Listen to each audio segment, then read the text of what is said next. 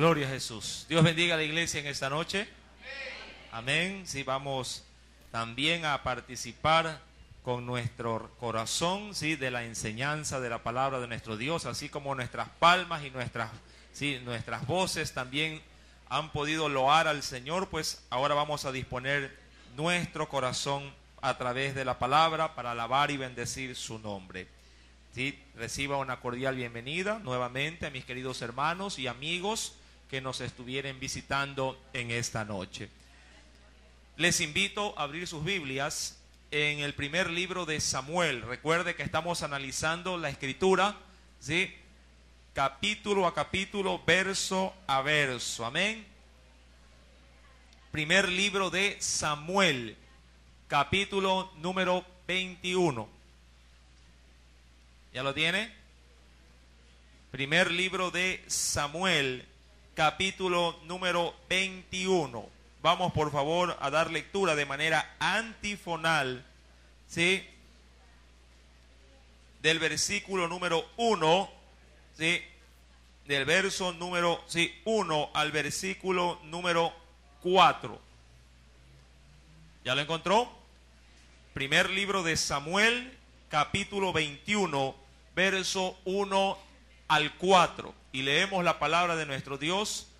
Sí, la leemos en el nombre del Padre, del Hijo y del Espíritu Santo.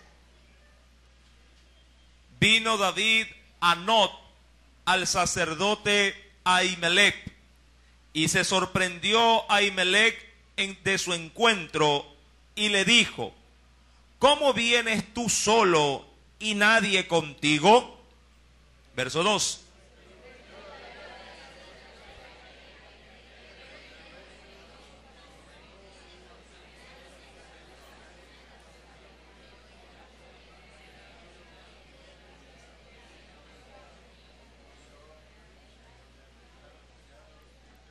Ahora pues, ¿qué tienes a mano?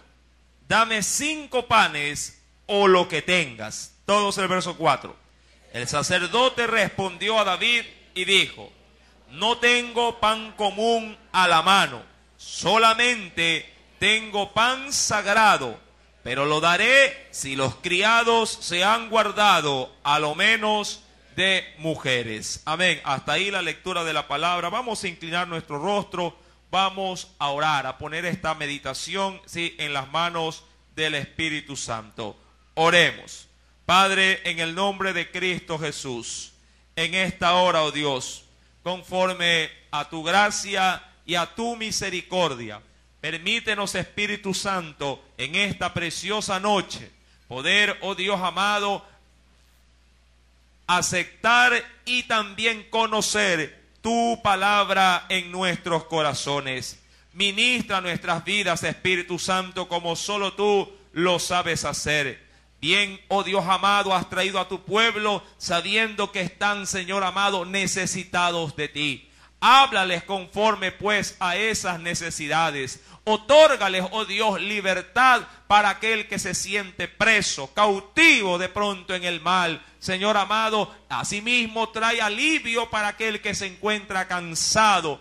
Da paz, oh Dios, para aquel que no la tiene. Y permite que tu Santo Espíritu, mi Dios amado, mi Padre, nos redarguya en todo momento, juntamente con nuestros niños que se encuentran en la parte, oh Dios amado, superior, que toda la iglesia pueda ser grandemente enriquecida con tu poder y con tu gracia. Te lo pedimos, oh Dios, en el nombre de Cristo Jesús. Amén y amén. Gloria sea al Señor.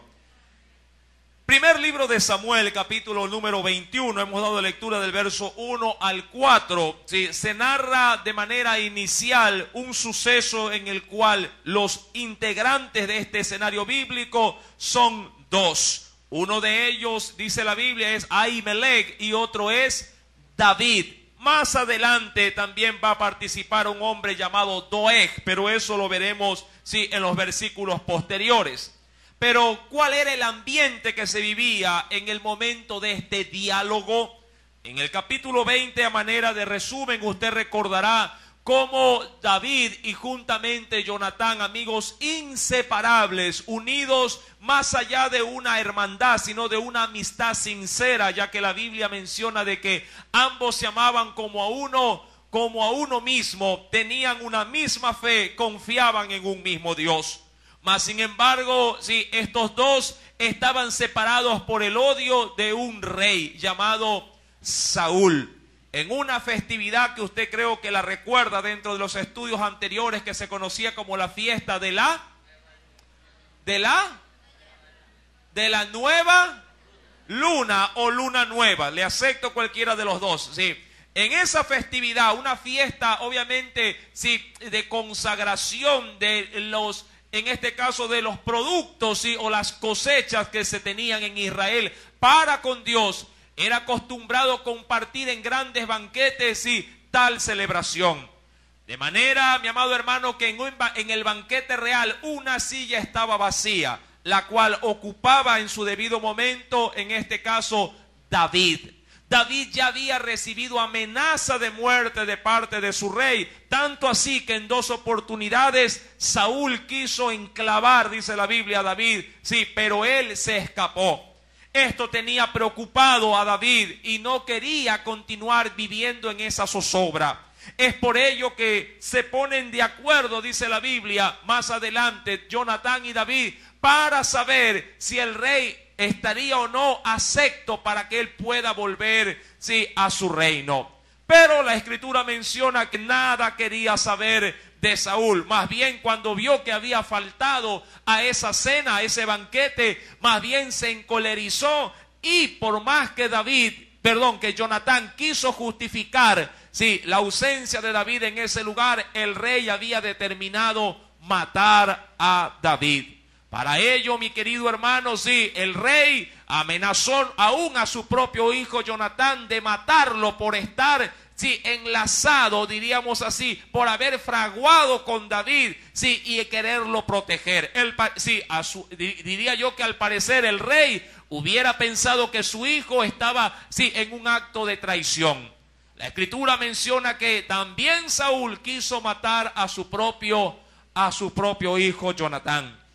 Mas sin embargo, la lealtad, sí, que habían unido en amistad a David y a Jonatán les había hecho inseparables. Ambos se habían comprometido a salvaguardar la vida tanto del uno como del otro, poniendo a Dios por testigo. La Escritura menciona que para llevar a cabo el aviso a David de que el rey no quería saber nada de él, habían hecho una especie de estratagema para poder darse aviso. Jonatán había llevado a un criado suyo al campo y a manera de práctica éste lanzaba flechas, pero en un lenguaje, diríamos así, que solamente David, el cual estaba escondido, entendería. La Escritura menciona en el capítulo 20 que este hombre llamado Jonatán, al decir o al gritar, ve y recoge la flecha más allá, implicaba de que David tenía que irse y fugarse prácticamente, sí, de la ira del rey. Pero si le decía a su criado, ven más acá, entonces David entendería de que el rey estaba dispuesto para nuevamente recibirlo. Todo eso, mi amado hermano, sí aconteció en el capítulo 20. Obviamente, sí, David y Jonatán tenían que separarse. De ahí, mi amado hermano, nace prácticamente la historia, sí, que a continuación hemos dado lectura en estos primeros 4 versículos. Es decir, que huyendo David de la presencia del rey, dice en el verso número 1, vino David a aquel lugar, un lugar llamado Nob. El término Nob, mi querido hermano, de pronto si usted está llevando registro de significados y cosas semejantes, sí, significa vagar, pero también significa, sí, villa, ambos significados, vagar y villa. Versículo número 1. Vino David a Nob, dice, al sacerdote Ahimelech. Este término, mi amado hermano, significa, versículo número 1, estamos, sí, deje ponerme un ratito los anteojos. Ahora sí, sí, mi hermano es rey. Eso significa el término Ahimelech. Sí, mi hermano es rey. Versículo número 1. Y dice la Biblia que Ahimelech, sí, y se sorprendió Ahimelech de su encuentro. Dicen en otras versiones bíblicas, y Ahimelech se asustó de ver a David. Ahora, es entendible, mi querido hermano, que Ahimelech haya tenido este tipo, diríamos, de reacción. ¿Por qué? Ahimelech, si bien es cierto, conocía a Saúl por ser el rey de su imperio, también había escuchado de la buena fama que gozaba, en este caso, David.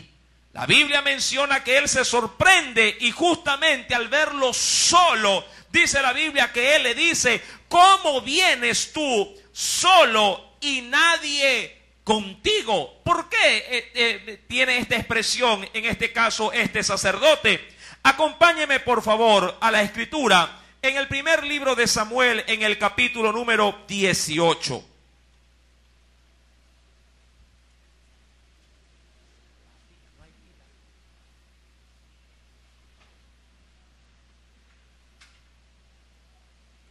Primer libro de Samuel, capítulo número 18. ¿Lo tiene?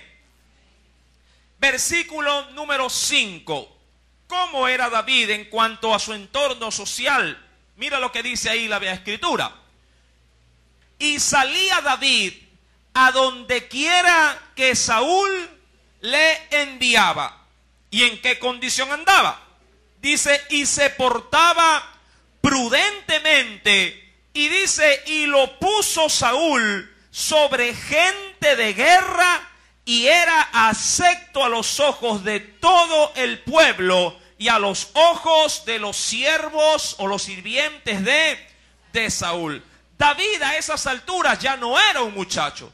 Años ya habían pasado, sí, y este hombre se encontraba en plena juventud. Por cierto, al tener a cargo él, sí, personal de guerra, nunca andaría solo, ya que era uno de los tantos generales que usaba Saúl, sí, para poder, en este caso, obtener sus victorias. Y vaya que David era un buen soldado, era un buen estratega militar, y a toda guerra que salía, dice la Escritura, él obtenía la victoria.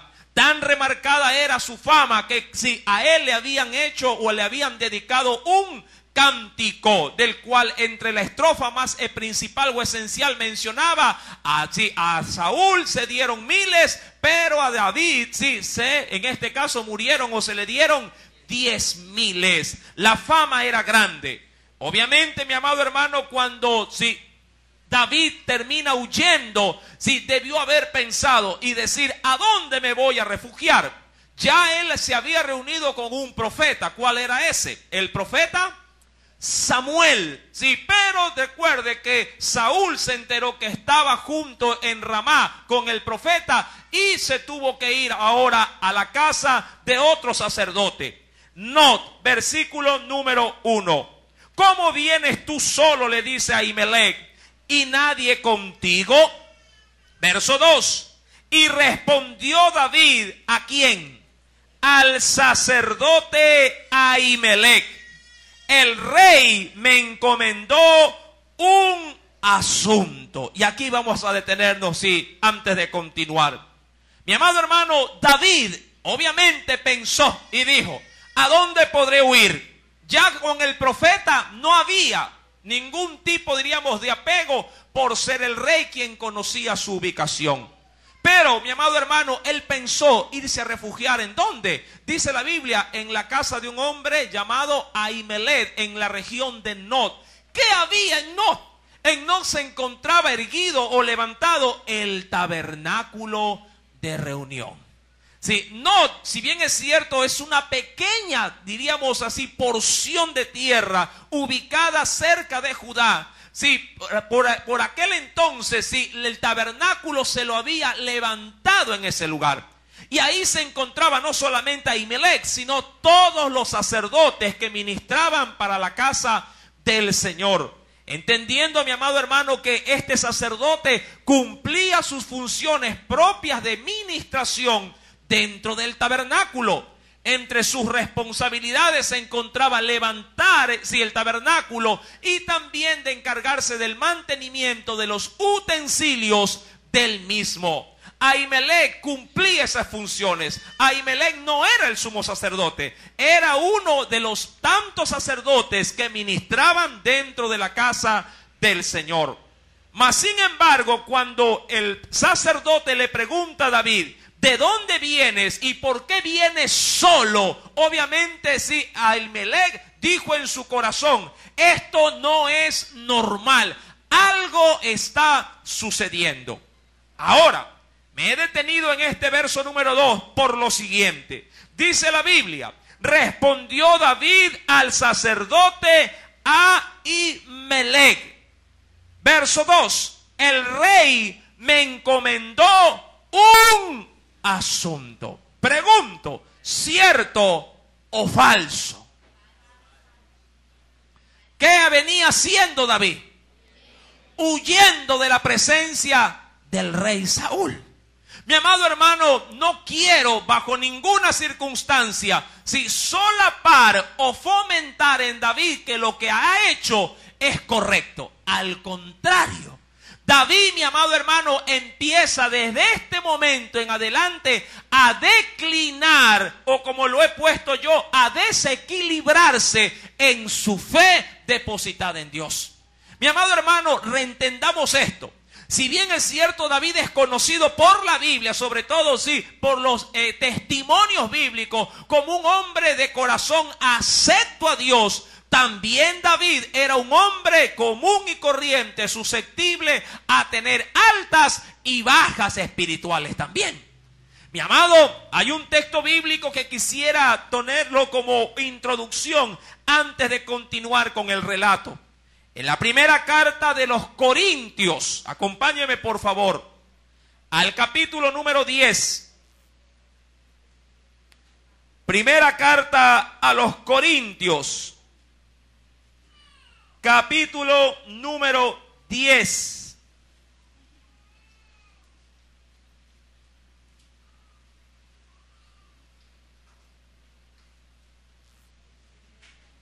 Cuando el Espíritu Santo, tomando al apóstol Pablo, escribió a la iglesia de Corintios, entre otras cosas dijo lo siguiente, versículo 11 y 12. Pablo estaba haciendo una breve síntesis o resumen de todo lo que Dios había hecho en el pasado. Y entre esas cosas dijo, verso número 11, y estas cosas les acontecieron, dice ahí, como ejemplo, y están escritas ¿para qué? Para amonestarnos a quienes, a nosotros, a quienes han alcanzado los fines de los siglos.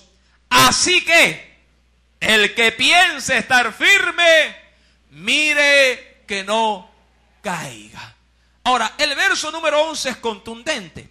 Todo lo que usted ve en la Escritura, todo lo que se refleja en el Antiguo Testamento, si bien es cierto, hay muchas cosas loables y rescatables, también hay cosas deficientes y deplorables que pudieron experimentar los mismos hombres y mujeres de Dios.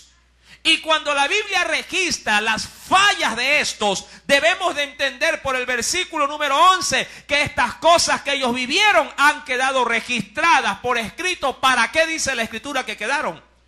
¿Para qué? Para ponernos ejemplo a nosotros. ¿Para qué, mi amado hermano? Para no cometer las mismas situaciones que ellos cometieron. Así que bajo esta premisa, y recordando lo que dice el verso 12, así que el que piense estar firme, mire que no caiga. Ahora, ¿en qué va a caer David? En una mentira. Obviamente que la mentira bajo ninguna circunstancia es justificada. Más bien se enlista dentro de las grandes o de la lista de otros pecados que amerita, como lo dice la Biblia, que la paga del pecado es la muerte. Versículo número 2.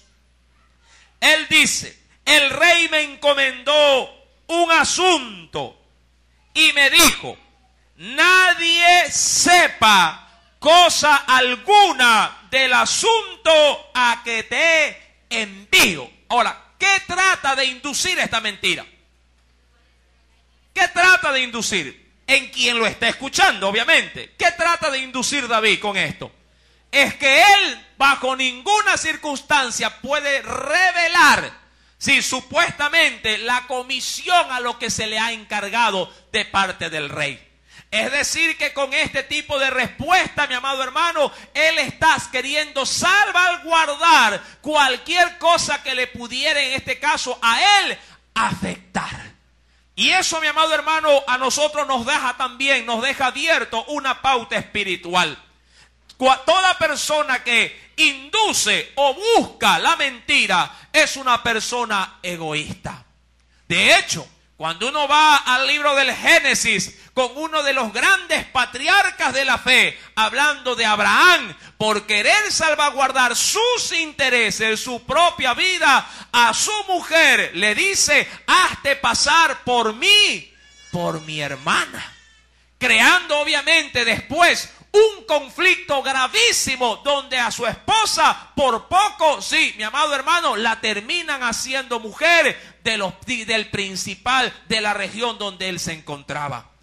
Mi querido hermano, toda mentira tiene sus consecuencias. Y al parecer David no estaba midiendo en ese momento qué graves consecuencias traería su mentira. Y vaya que fue grande, mi amado hermano, la consecuencia.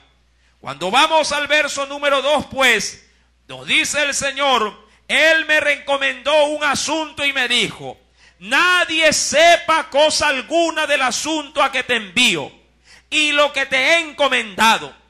Y yo le señalé a los criados, es decir, por la gente que tú dices que no viene conmigo, yo les he dicho que se vayan a un cierto lugar. Es decir, no me pregunte ni por qué estoy aquí, ni por qué he venido solo.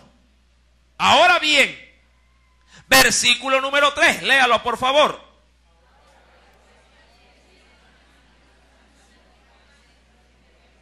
Ajá. Ahora pues, ¿qué le pide? Dice ahí: ¿qué tienes a mano? Dame 5 panes o lo que tengas. Recuerde, David venía, ¿qué cosa? Si retrocedo un poquito las diapositivas, ¿qué venía haciendo David? Huyendo, de seguro corriendo para alejarse lo más pronto posible de la presencia del rey. Llegó, mi amado hermano, a meditar y decir: debo de refugiarme en la casa del Señor. Y propiamente, sí, estuvo ahí el sacerdote llamado Ahimelech.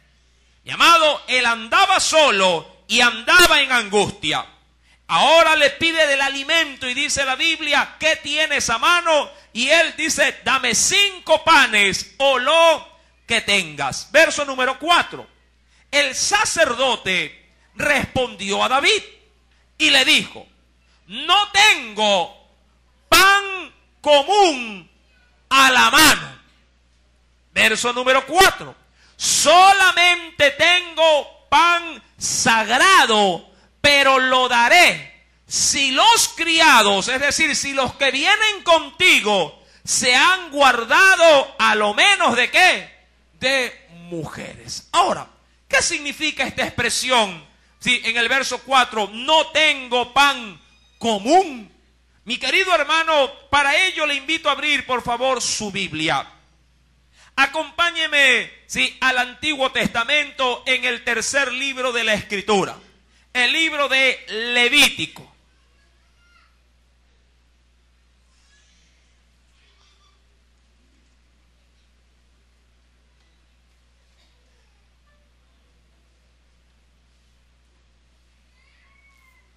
¿Lo tiene? En el capítulo 22 del libro de Levítico,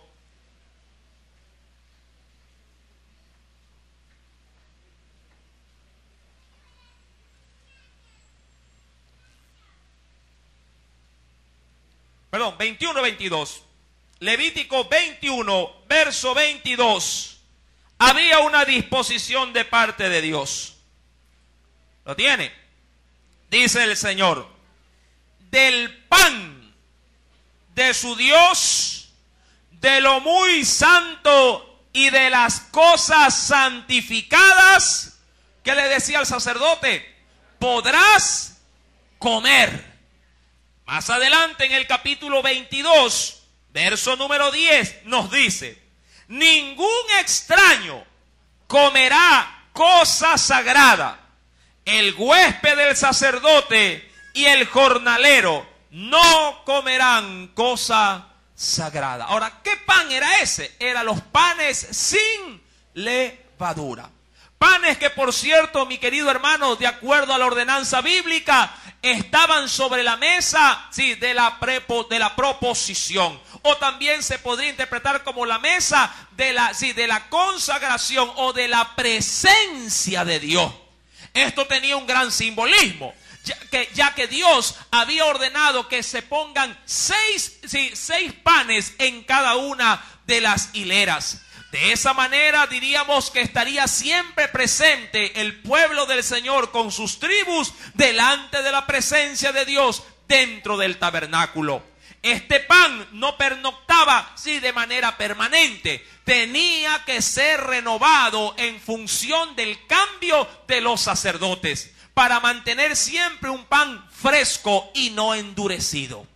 Cuando vamos, mi amado hermano, pues a Primera de Samuel, en el capítulo número 21, verso número 4, bien le dice el sacerdote, no tengo, dice ahí, pan común a la mano, solamente tengo pan sagrado, pero lo daré si los criados se han guardado, dice ahí, a lo menos de ¿qué?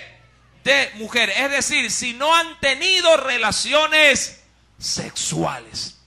En Levítico capítulo 24, acompáñeme por favor. Libro de Levíticos, capítulo 24. Topamos estas referencias por ser disposiciones propiamente para los sacerdotes. Versículo 5 en adelante. Y ahí se habla de manera exclusiva de ese pan y de la función que cumplía. Y tomarás flor de harina y cocerás en ella 12 tortas. Cada torta será de 2 décimas de efa. Y las pondrás en 2 hileras, 6 en cada hilera, sobre la mesa limpia delante de Jehová. Verso 7, lean.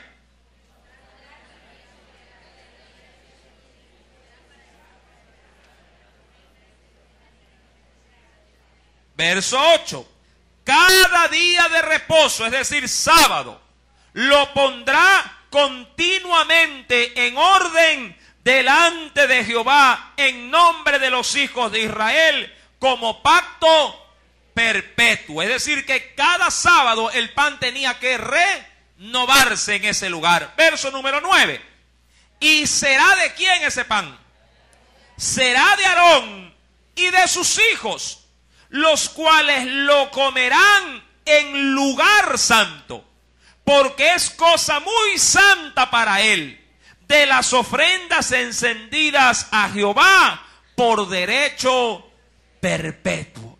Mas sin embargo, cuando retornamos por favor Primera de Samuel, capítulo número 21, verso número 4, el sacerdote estima conveniente privarse de ese derecho. Dice el verso número 4, no tengo pan común a la mano, solamente tengo pan sagrado, pero lo daré. Es decir, te haré partícipe de ese pan. Pan que tenía exclusividad solamente de uso ¿para quién? Para los sacerdotes. Mi amado hermano, ¿hizo mal el sacerdote en ofrecer algo que estaba por derecho perpetuo otorgado solamente para su descendencia, en este caso ministerial, o los levitas? Jesús nos aclara la situación. Cuando vamos al Evangelio según San Mateo, acompáñeme por favor al capítulo número 12. el Señor dejó remarcada una preciosa enseñanza. Evangelio según San Mateo, capítulo 12. Evangelio de Mateo, capítulo número 12, versículo número 1 en adelante. Jesús toma como referencia ese mismo acontecimiento. En aquel tiempo iba Jesús por los sembrados en un día de reposo. Y sus discípulos, le pasó algo similar, ¿verdad? Tuvieron, ¿qué cosa? Hambre. Y comenzaron a arrancar espigas y a comer. Verso número 2. Viéndolo los fariseos le dijeron: he aquí, tus discípulos hacen lo que no es lícito, lo que no le es permitido hacer en el día de reposo. ¿Y qué cosa no era permitido? Trabajar o sembrar o cosechar, entre otras cosas. Verso número 3, veamos cómo Jesús confronta la situación. Pero él les dijo: ¿no habéis leído lo que hizo David cuando él y los que con él estaban, dice ahí, tuvieron hambre? ¿Cómo entró en la casa de Dios y comió los panes de la proposición que no les era lícito comer ni a él ni a los que con él estaban, sino solamente a quienes? A los sacerdotes. Verso 5, léalo por favor.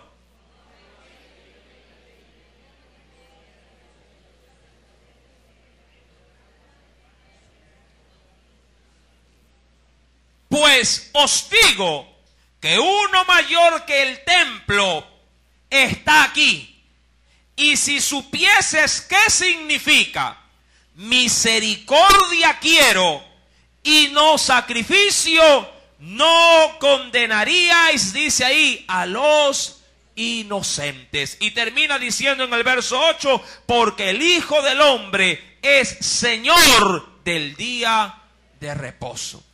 ¿Qué primó, mi amado hermano, en este acto, sí, que hemos leído en el verso 4? Sí, la misericordia antes que el cumplimiento de una disposición, sí, como derecho personal de comer un alimento consagrado.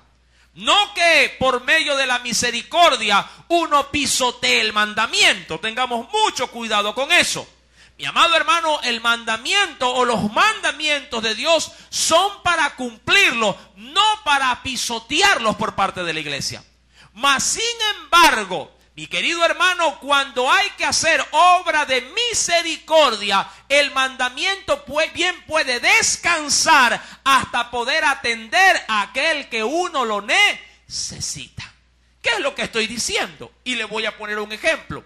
Dios, por ejemplo, nos ha dicho en su palabra que no debemos de dejar de congregarnos como algunos tienen por costumbre. Y aquel que tiene la costumbre de congregarse, qué bueno por él. Si yendo de camino a la iglesia, mi amado hermano, le toca auxiliar, ¿sí?, a una persona que ha caído en desgracia, bien puede demorar en ese tiempo el culto y atender ¿a quién? Al prójimo. Amén, ¿sí me está entendiendo? Y de esa manera prima la misericordia, sí, sobre el mandamiento. Pero no porque esa persona no quiera congregarse, sino porque necesita de manera, diríamos así, emergente, dedicarse a atender a su prójimo. Y luego que lo ha atendido, vuelve a su estado normal y comienza, como es su costumbre, a congregarse. Amén. Solamente he dado la referencia. Ahora bien, pero no por ello David estaba haciendo bien. Recuerde, David estaba mintiendo. Si retomamos, por favor, Primera de Samuel, capítulo, número 5. Dice la Biblia, verso número 4 en la parte final. Pero lo daré si los criados se han guardado a lo menos ¿de qué? De mujeres. era, sí, bien conocido sobre todo por aquellos que iban a la guerra o iban a hacer incursiones para poder ver o monitorear cómo estaba el territorio, de abstenerse de tener relaciones sexuales. ¿Cuál era el objetivo o la razón? Esto, mi amado hermano, era una disciplina militar con la razón esencial de no perder su vigor y su fuerza si acaso se tenía que aplicar de manera emergente también una batalla. De hecho, toda persona que practica un deporte y lo hace una profesión, si tiene algún encuentro, por ejemplo, en algún tipo de evento deportivo, su entrenador y su director le prohíben acostarse con su mujer por lo menos 48 horas antes de un partido o de un encuentro. ¿Para qué lo hacen? Simplemente para que aquella persona que va a poner en este caso su ejercicio, su disciplina de ejercicio, no se vea mermado en su potencia o en su fuerza. Usted, mi amado hermano, sobre todo como hombre casado o mujer casada, sabrá muy bien que también practicar el sexo dentro, o diríamos relaciones sexuales dentro del matrimonio, agota también física y mentalmente a una persona. Cuando vamos a la escritura, el sacerdote estima conveniente de que por lo menos sí, los que habrían de participar de algo tan sagrado no estén sí bajo este efecto. Versículo número 5. David le responde al sacerdote y le dijo: en verdad las mujeres han estado lejos de nosotros ayer y antes de ayer. Cuando yo salí, ya dice ahí, los vasos de los jóvenes, es decir, los instrumentos, sí, de los jóvenes, ¿qué dice? Ya, sí, eran santos. Aunque el viaje, dice él, es profano. Y esto es algo que está, diríamos así, expresado ahí, para poder también estimar cómo se sentía, mi querido hermano, sí, David, al añadir mentira tras mentira. David está diciendo: tú quieres que, sí, para comer de este pan o participar de esta cena, nos hayamos, dice aquí, abstenido de relaciones sexuales. No te preocupes, que yo y los nuestros estamos sin tocar mujer desde hace mucho tiempo. Aunque este caminar o esta labor que me han encomendado no es nada bueno lo que voy a hacer. Cuando él menciona el término profanar, está mencionando el término justamente de hacer algo indebido. Y eso justamente es lo que estaba haciendo David. Algo indebido, mentira tras mentira. Y dice el verso número 5 en la parte final: ¿cuánto más no serán santos, hablando de quienes le rodeaban supuestamente, hoy sus vasos? Versículo número 6. Así el sacerdote le dio el pan sagrado, porque allí no había otro pan, sino los panes de la proposición, los cuales habían sido quitados de la presencia de Jehová para poner, dice ahí, panes calientes el día que aquellos fueron quitados. ¿Qué día era ese? El día de reposo, el día sábado. Ahora, algo curioso dentro de este análisis, y si lo quiero asociar conforme a la actitud de David: todo hombre que se acerca a Dios mintiendo nunca comerá pan fresco de parte de Dios. Siempre comerá pan guardado y endurecido. Prácticamente, como lo dice la Biblia en la parte final de ese versículo, para poner panes calientes el día que aquellos fueron quitados. Prácticamente ese pan ya había estado toda una semana en exposición. Yo no sé si a usted le gusta el pan duro, pero el pan cuando se lo compra es suave, esponjoso, ¿verdad? Y es de fácil degustarlo. Pero si usted lo deja a la intemperie de un día para otro, ¿cómo amanece ese pan? ¿Ah? De hecho, hay muchos muchachos que ven el pan así tieso y dicen: no, eso yo no quiero, y lo dejan ahí, ¿verdad? Una mujer sabia coge el pan duro y ¿qué hace con el pan duro? ¿Ah? O lo puede calentar o también lo puede rallar y le queda como apanadura. Sí, mira, ahí le doy la fórmula para muchas que no saben.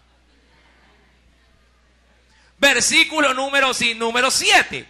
Y estaba allí, verso número 7, aquel día detenido delante de Jehová uno de los siervos de Saúl. Y aquí, mi amado hermano, quiero entrar en lección espiritual.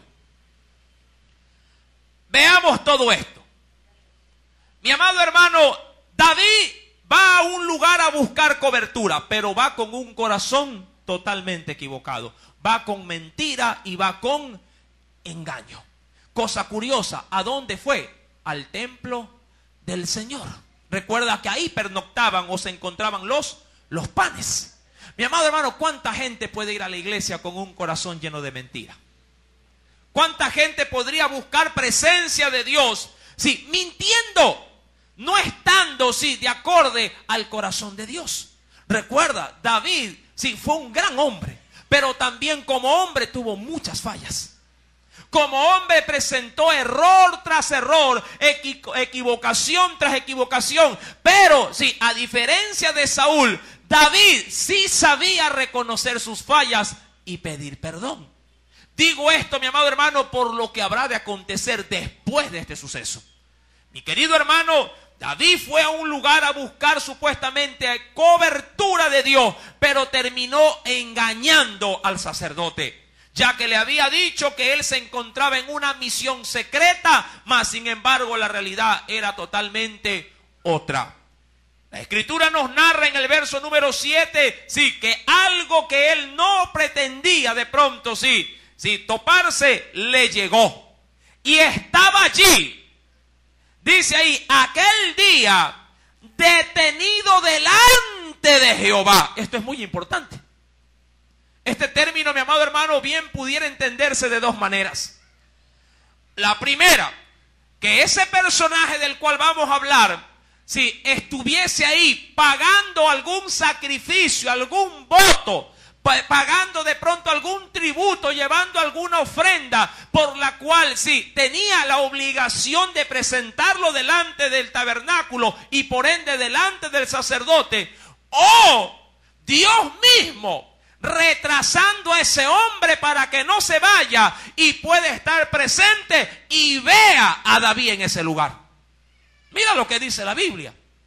Versículo número 7. Y estaba allí aquel día detenido, sí, o sujetado, dice, delante de Jehová, uno de los siervos de ¿quién? De Saúl. ¿Y de quién venía huyendo mi amado hermano David? De Saúl. Versículo número 7. Y dice la escritura, cuyo nombre era Doeg. ¿Qué significa Doeg? Significa timidez y temeroso. ¿Sí? Timidez y temeroso. Versículo número 7. El cual dice la Biblia era edomita o de la región de Edom. Usted sabe ya la procedencia de los edomitas. ¿De dónde vinieron? ¿De los lomos de quién nacen los edomitas? ¿De quién? De Esaú. Exactamente. No se confunda con los moabitas, ¿sí? O los amonitas. Esos eran descendientes de, ¿sí? ¿De quién? De Lot. Versículo número 7. Era edomita, el principal de los pastores, ¿de quién?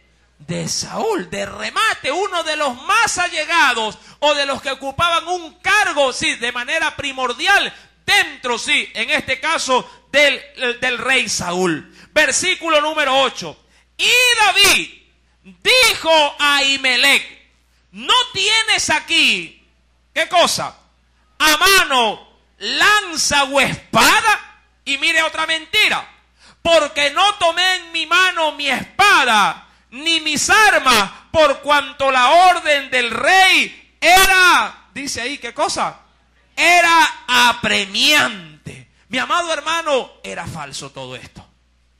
Cuando él pide espada, sí, pide arma, es porque se había dado cuenta de que en ese lugar se había detenido, ¿quién? Dice la Biblia, Doeg, Él estaba, mi amado hermano, y sin él darse cuenta, sí, su situación se puso en una etapa muy delicada. De eso, mi amado hermano, él pide inmediatamente, ¿qué cosa para salvaguardar? Una espada. En ese momento me imagino que David, la sangre se le ha venido al piso y dijo, este no ha venido solo, con alguien también ha de haber venido, ya que es un principal de parte del rey Saúl. Mi amado hermano, pero Dios estaba tratando. La Biblia menciona, si me acompaña por favor, más adelante.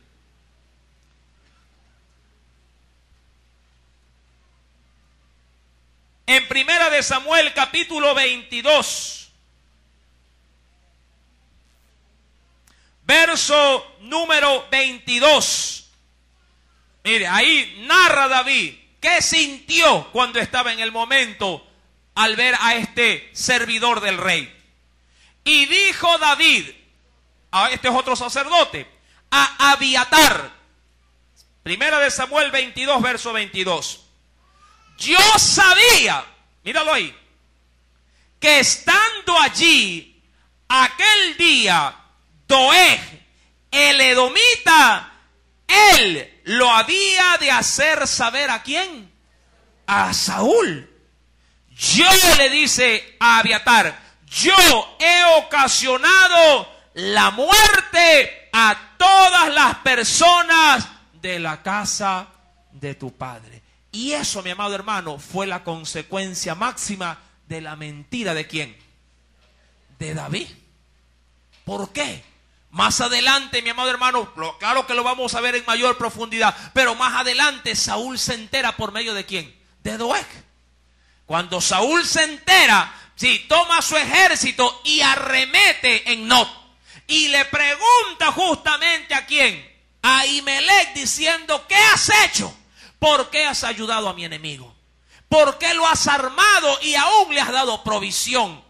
Y ahí, mi amado hermano, Ahimelech lo que hace es simplemente pregonar las mismas palabras que le había dicho ¿quién? David. Y le dijo, yo no conozco todo lo que me estás diciendo.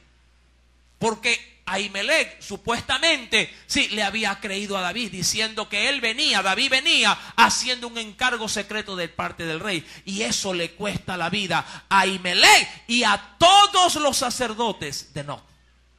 Mi amado, toda mentira tiene una consecuencia.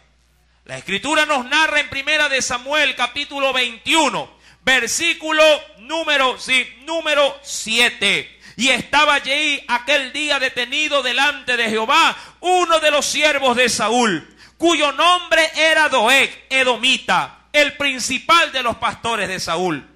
Y David dijo a Ahimelech, ¿no tienes aquí a mano lanza o espada?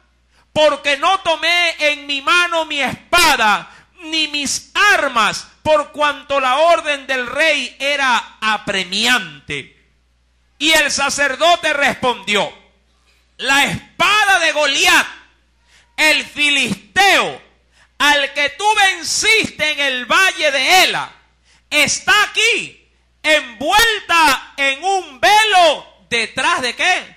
Del efod, es decir, de la vestimenta o el chaleco del sacerdote. Si quieres tomarla, tómala, porque aquí no hay otra sino esa. ¿Y qué dijo David? Ninguna como ella, dámela. Mi amado, y aquí, mi querido hermano, comienza la crisis. ¿En qué confiaba, mi amado hermano, cuando David se presentó a batalla delante de Goliat? ¿En qué confiaba? En la espada, en la lanza, en la jabalina o en su Dios. ¿Te das cuenta cómo, al darle cabida a una pequeña, diríamos así, inclinación al mal, puede llevar, como una bola de nieve que va cayendo desde la punta, de un monte hacia abajo, va agarrando mayor cuerpo? Ahora no solamente ha mentido, sino que ha desconfiado del poder de Dios, que ya lo había librado de un gigante, bien también lo podría librar de un rey llamado Saúl. Y pone su confianza en una espada, y en una grandiosa espada. Ya que la Biblia menciona que la espada de Goliat era única y hecha con materiales exclusivos y de gran tamaño también. Mi amado hermano, cuando uno comienza a albergar en su corazón mentira o pecado, de a poco la situación espiritual se agrava. Dice la Escritura pues en el versículo número 9 en la parte final: y dijo David, ninguna como ella, dámela. ¿En quién confiaba? En la espada, ya no en su Dios. Esta situación, mi amado hermano, de manera un poco más apremiante, la narra el libro de los Salmos, en el capítulo número 56. Libro de los Salmos. Este es un cántico en el cual él menciona esta situación.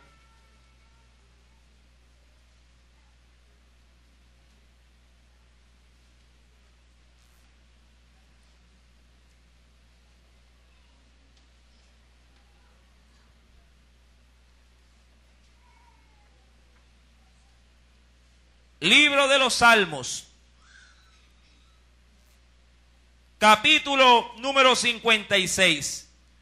Dice en el prefacio del Salmo, desde ahí comienzo a leer, oración de confianza. Dice: al músico principal sobre la paloma silenciosa en pareja muy distante. Y dice: Mictán de David, cuando los filisteos le prendieron en Gad. Ten misericordia de mí, oh Dios, porque me devoraría el hombre, me oprime combatiéndome cada día. Todo el día mis enemigos me pisotean, porque muchos son los que pelean contra mí con soberbia. En el día que te temo, mire, yo en ti confío. Pero ¿cuándo uno confía en Dios? David lo dice. ¿En qué momento uno confía en Dios? En el día que es decir, que en el día que uno no teme a Dios o no quiere caminar en ese día confiando en Dios, temiendo a Dios. ¿Qué pasa con mí? En este caso, sí, con mi deseo para con mi Dios, se aleja. Versículo número 4: en Dios alabaré su palabra, en Dios he confiado, no temeré. Dice, ¿qué puede hacerme el hombre?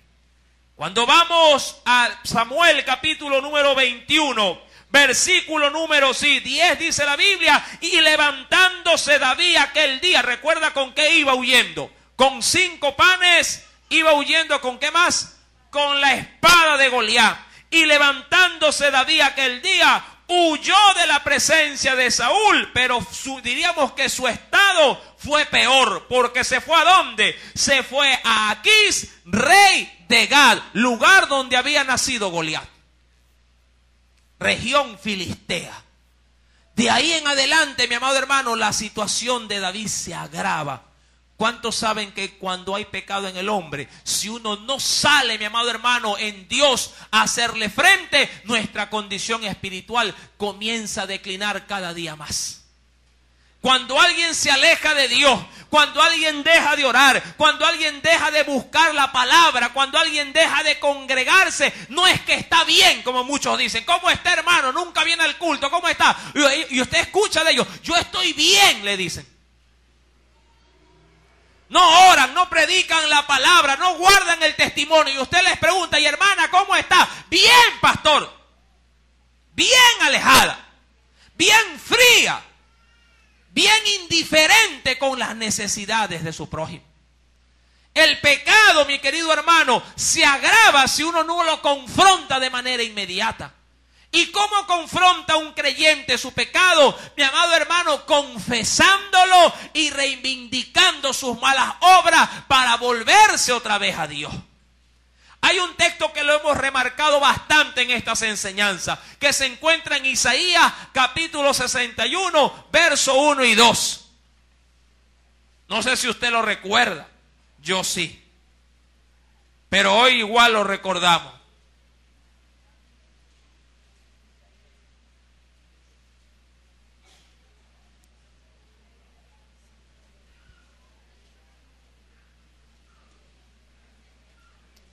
Isaías capítulo, 1,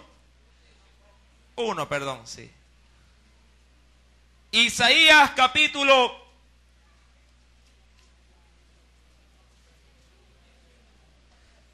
1, versículo 16 al 18.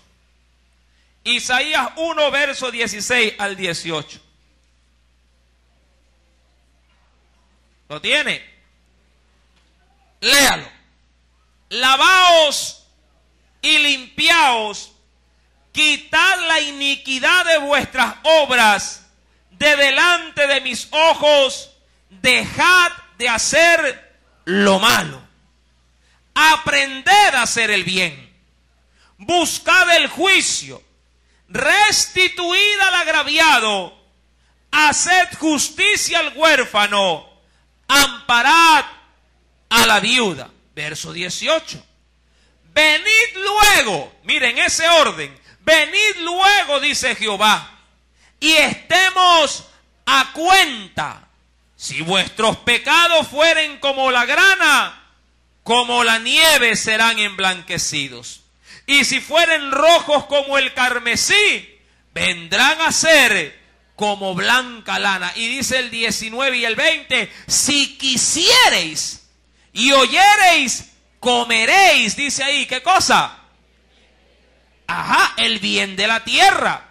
Si no quisiereis y fuereis rebeldes, seréis consumidos a espada, porque la boca de Jehová lo ha dicho.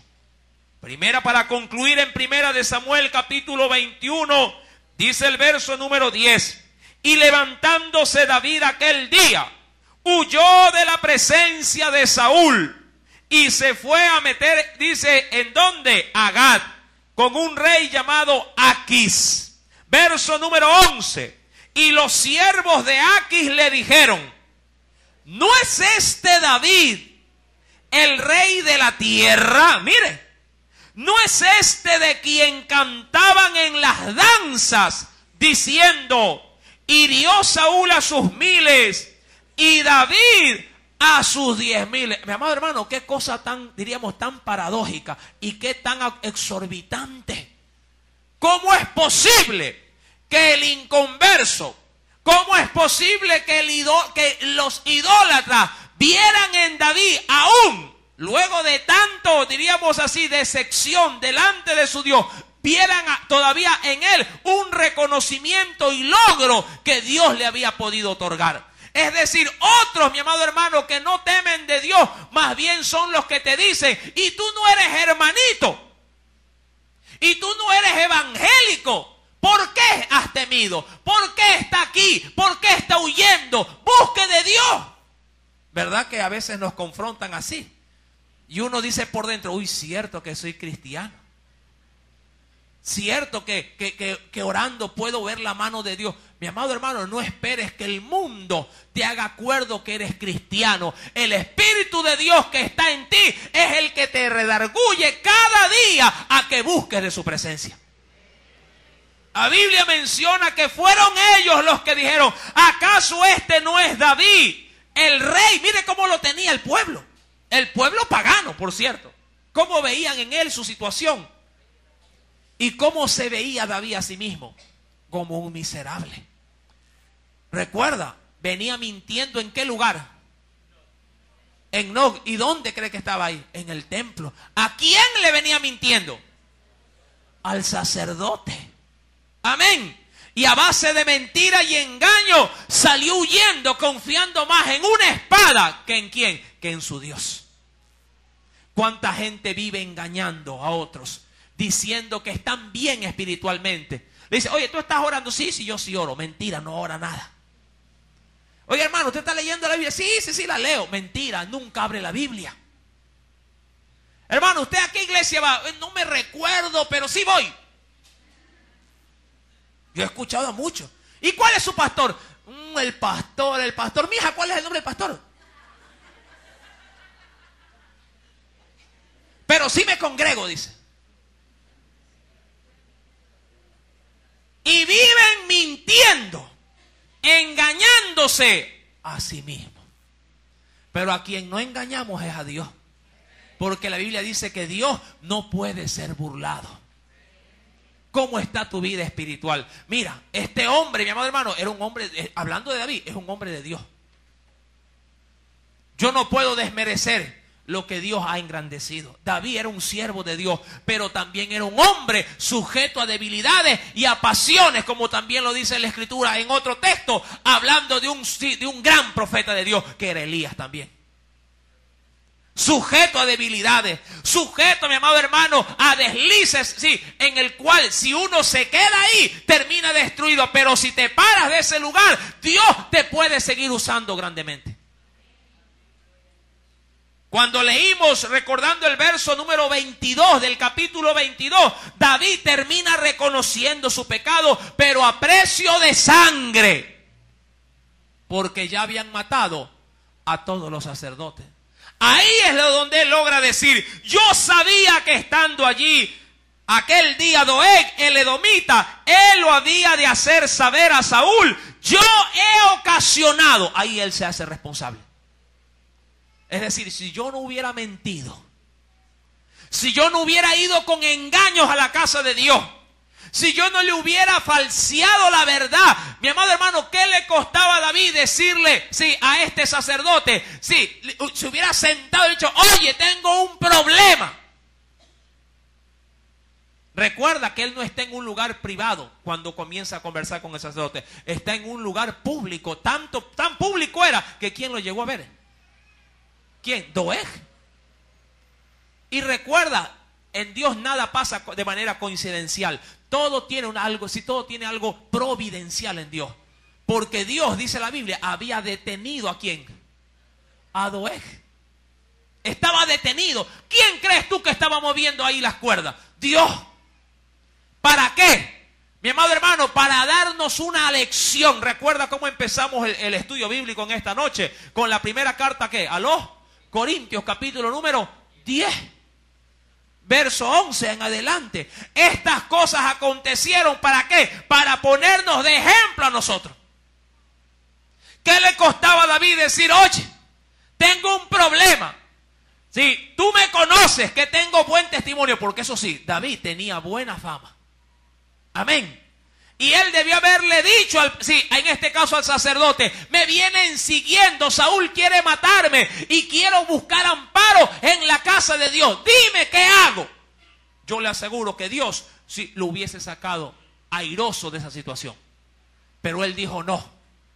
Él, de hecho, en su fuga, en su huida, debió haber programado todo lo que tenía que hacer, todo lo que tenía que decir. ¿Usted cree que ese hombre no va a ese lugar y dice toda disparatada? Sí, así porque sí. Él ya lo venía planificando.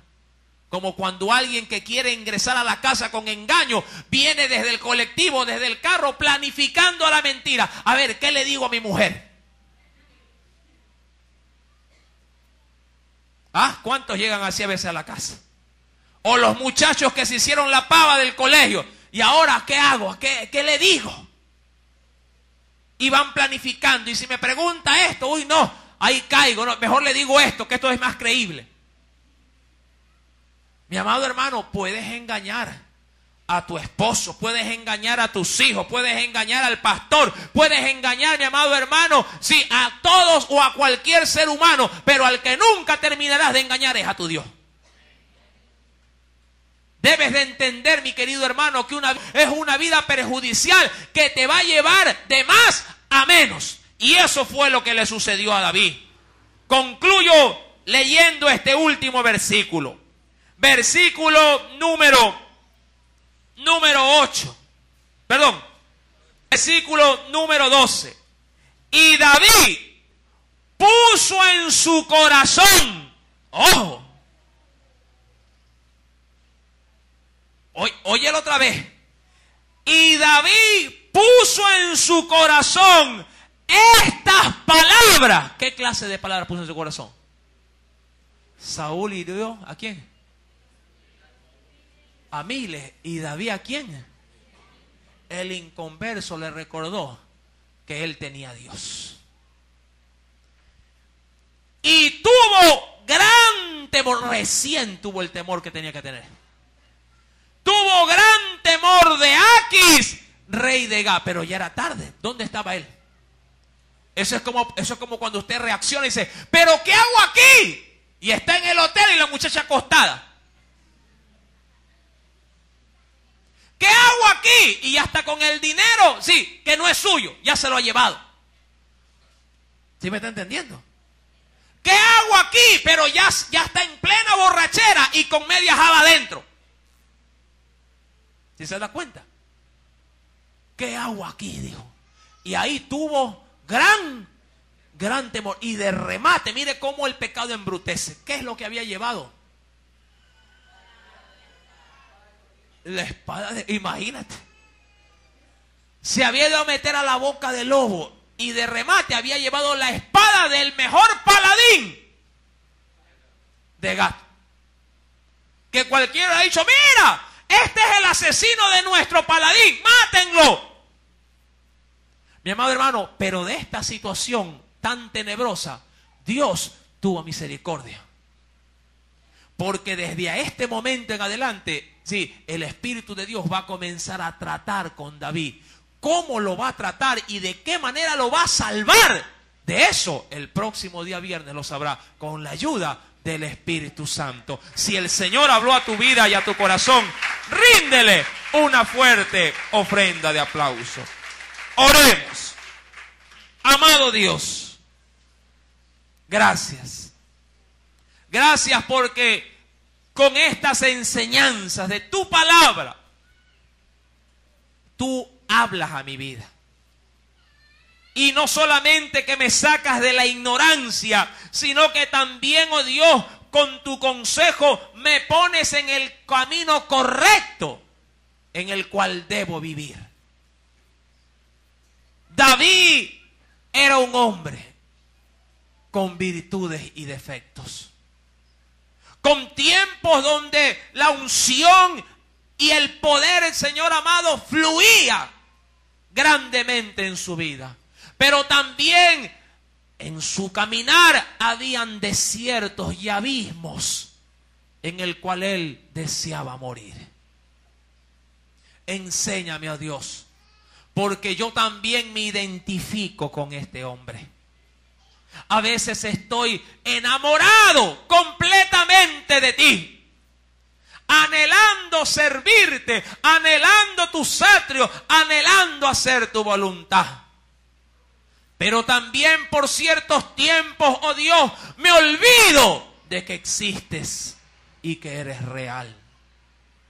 Y en mi necedad cometo errores, porque pongo mis razonamientos antes que tu palabra. Pongo mi confianza en espadas, en fuerzas terrenales, más que en las fuerzas de nuestro Dios. Y por todo ello te pido perdón. Hoy tú me has demostrado que tu poder y tu misericordia es infinito. Y Él puede levantar mi vida de aún el pozo más profundo, si soy sensible a la voz de Dios. Gracias, oh Dios, porque estas cosas han pasado para poner en mí, oh Dios, las alertas y poder, oh Dios amado, reivindicarme en los caminos que tú has trazado para mí. Sigue guardando mi vida, oh Dios.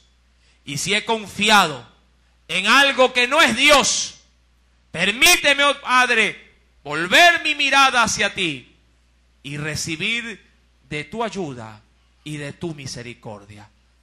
Padre, así pues, confieso, oh Dios, esta palabra, creyendo que tú tendrás compasión de mí.